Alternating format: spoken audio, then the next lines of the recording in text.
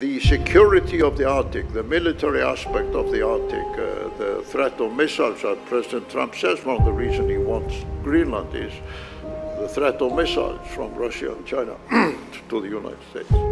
Do you foresee that India somehow would also enter this security, military dialogue, debate, planning and so on, which to the surprise of most of us, because we always thought that the Arctic would be a peaceful territory and so on, we now have to deal with. So you have not mentioned it so far, but that issue is already on the table. The 7 Arctic Council countries are now all members of NATO. America is putting new defense security elements on the table. How do you foresee India, if at all, coming into that discussion? But he's painting a picture of things going above the Arctic. I think India has many things to bring to the table. You know, when we look at the Arctic, it is a mix of risks and opportunities.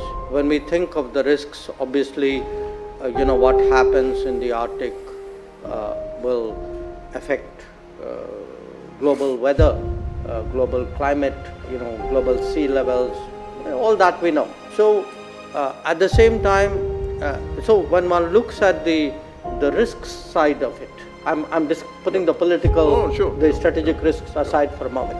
I think there is a whole sort of domain there waiting for international collaboration, closer, greater collaboration. And certainly that's an area where India is beginning to step in and make a difference.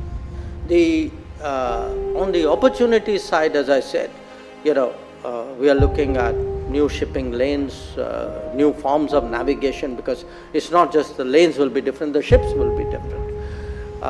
There will be new technologies. Now, again, for a country which is at the cusp of technology leapfrogging, because what we want to do is, we don't want to go down the pathway of other major industrial economies who preceded us. So we are trying to take a different path and invest much more into smarter manufacturing in a way, more in emerging technologies and products and services derived from that.